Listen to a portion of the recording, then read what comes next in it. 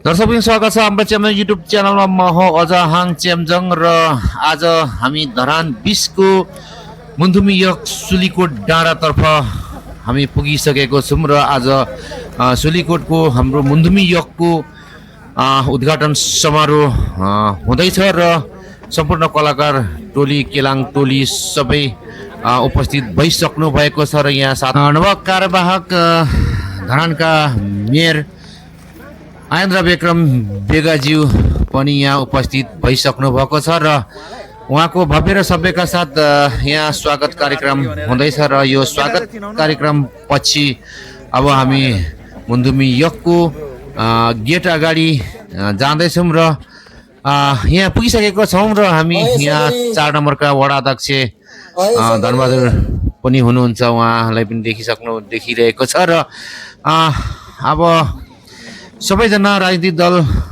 उपस्थित भइसक्नु भएको छ र अब तपाईहरुलाई मुन्धुमी यकतिर लैजानेछौँ। यहाँको मुन्धुमी यकको उद्घाटन समारोह अब हुनु लागिरहेको छ। तपाईहरुले यो भिडियोले अन्त्यसम्म हेरेर साथ दिनुहोला भन्दै म तपाईहरुलाई हाम्रो मनोरञ्जन व्यवस्थापन अगाडि बढाउन चाहन्छु। अनुरोध गर्न चाहन्छु। त्यसैगरी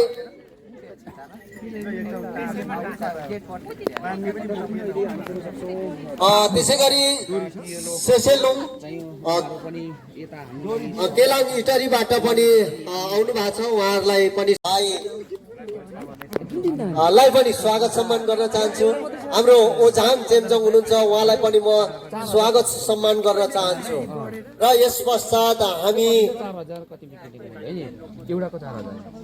हाम्रो फोटो पत्रकार लगायत सञ्चारकर्मी उपेन्द्र चामलिङ सर, उहाँलाई पनि स्वागत डाँडालाई स्वीकार गरिसकेर हाम्रो 15 नम्बर वाडाका अध्यक्ष नरेश कुमार इङवारमज्यूलाई पनि हामी यहाँ स्वागत सम्मान गर्न चाहन्छौँ। अगाडि नै आइदिनु होला।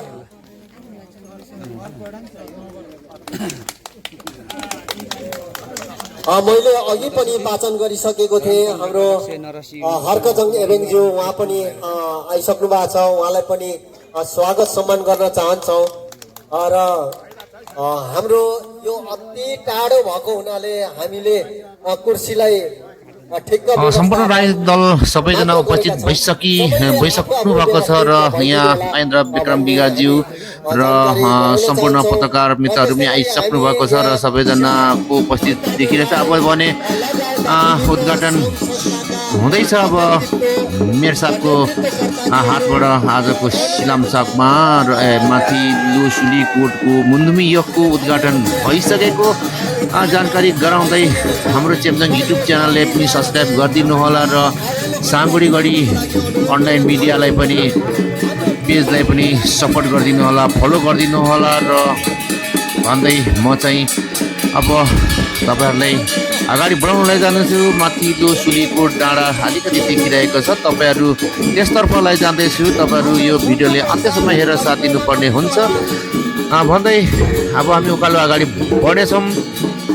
आजको मुन्धुमी यकको उद्घाटनमा केलाङ समर र बिजुवा सबैजनाले यहाँनिर स्वागत गरेर उहाँले उद्घाटन गरिसक्नु भएको छ।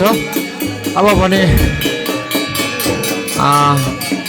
भने सबैजना राजनीतिक दल फर्किँदै हुनुहुन्छ आफ्नो यता स्थानतर्फ। अब मन्तव्यको कार्यक्रम रहनेछ, बाँकी अब कार्यक्रमले हेर्दै गर्नु होला।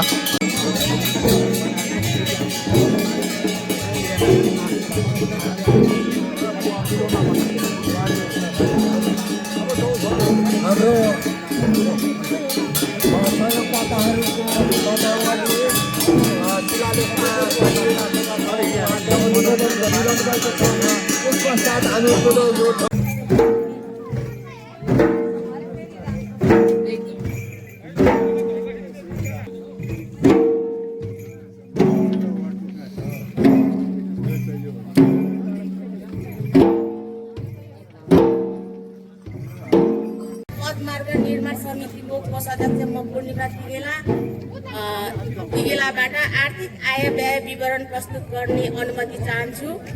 पहिलो चरणमा हामीले याक्थुङ मुन्धुम यकमा सिलाम साक्माको स्थापना गरेका थियौँ, जसमा चुम्लुङका व्यक्तिहरू र राजनीतिक दलका व्यक्तिहरूबाट आर्थिक सङ्कलन गरी सिलाम साक्माको स्थापना गरेका थियौँ। मिति 2021 गाडी भाडा 2टा ल्यान्ड रोभर ल्याएका थियौँ। 14,000 फलामको सिलाम साक्मालाई 8,350 परेको थियो।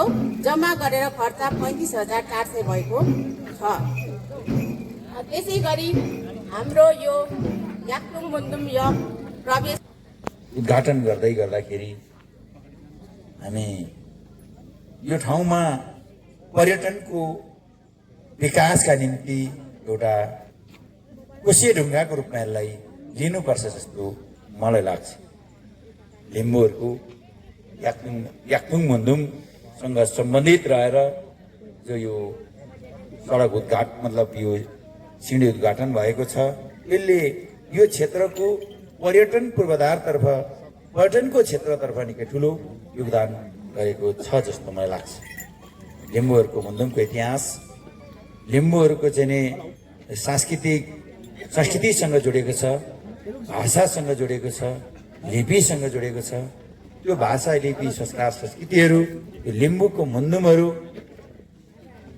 सबै प्रकृतिसँग जोडेको छ र त्यो प्रकृतिमा जन्मिएको लिम्बूको समग्र सभ्यता कहाँ कसरी सुरु भएर कहाँ कसरी चाहिँ आफ्नो जीवन निर्वाह गर्छ भन्ने प्रश्न मुन्दुममा यथेष्ट जोडिएर चाहिँ परिभाषित गरिएको छ। त्यसैले लिम्बूहरूको इतिहास डाँडासँग जोडिन्छ। सभापति मोहन कुमार पाचङबाङज्यूलाई हार्दिक अनुरोध गर्न चाहन्छु।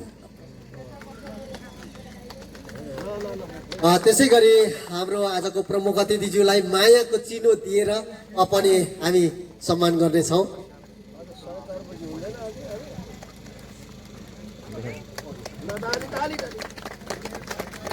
अब हाम्रो केही सम्मान पत्रहरू हुनेछ।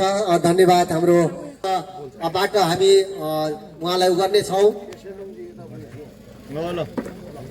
यसै गरी किराँत याक्लुङ चुम्लुङ 19 नम्बर वडा कार्य समिति सुनसरी, म नरेश कुमार युवारङको तर्फबाट यहाँलाई हार्दिक नमस्कार सेवाहरू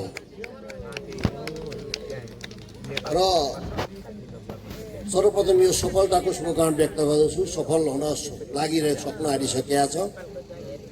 हामी यति माथि आज 17 गतेको दिन निर्माण समितिको तर्फबाट पत्र पत्रिका र भ्याएसम्म सबैलाई समेट्न प्रयत्न गर्नुभएको थियो, आएका छौँ।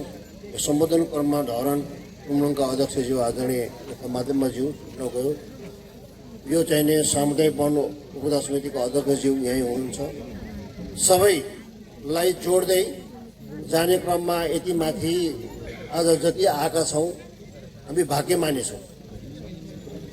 राज्यको पुनर्संरचनाको सिद्धान्त अनुसार नेपालको संविधान 2072 छर्लङ्ग लेखिएको छ, किटान गरिएको छ। अब त्यो लेखिसकेपछि गर्दा होइन, अब त्यो सायद होला केही न केही शक्ति नभइकन, प्राकृतिक शक्ति बिना यो संसार चलेको छैन। ढुङ्गा माटो अघिका वक्ताहरूले धेरै कुराहरू गर्नुभएको छ। यो चाहिँ सामाजिक सञ्जालबाट मिडियाबाट जोडिएर आर्थिक सहयोग गर्नुहुने सम्पूर्ण महानुभावहरूमा अत्यन्तै धन्यवाद छ। यहाँहरू देश विदेशमा रहेर पनि हाम्रो धरानलाई, हाम्रो विभिन्न धरानको श्रमलाई यहाँहरूले सपोर्ट गरिरहनु भएको छ, त्यसको लागि अत्यन्त धन्यवाद छ। त्यस्तै गरी ढुङ्गे कला पार्कलाई पनि यहाँहरूले अत्यन्तै धेरै माया गरिदिनु भएको छ, त्यसको लागि धन्यवाद। यति भन्दै हाम्रो चाहिँ युट्युब च्यानलले सब्सक्राइब र लाइक कमेन्ट पनि गरिदिनु होला र साङ्गुरीगढी मिडियालाई पनि, साङ्गुरीगढी अनलाइन मिडियालाई पनि सपोर्ट गरिदिनु होला भन्दै म अजहाङ च्याम्जङ पनि अब बिदा हुन चाहन्छु। सबैलाई bye bye, thank you for watching. त्यस्तै गरी अरू विभिन्न श्रम संस्कृति अथवा पार्कहरू बन्ने कुरामा अत्यन्त धेरै बनेको छ। म त साँच्चै भन्छु, अहिले सङ्घ प्रदेश र धरान नगरपालिकाको बजेट 20 नम्बर वार्डमा नै आएको छ भन्ने लाग्छ मलाई। त्यसो हुनाले धरान 20 का जनताहरू अत्यन्तै खुसी हुनुपर्छ भन्ने लाग्छ मलाई। यो अपर्च्युनिटीलाई एउटा मौकाको रूपमा ऱ्याप गरेर पक्रिएर यसलाई चाहिँ गर्नुपर्छ भन्ने लाग्छ।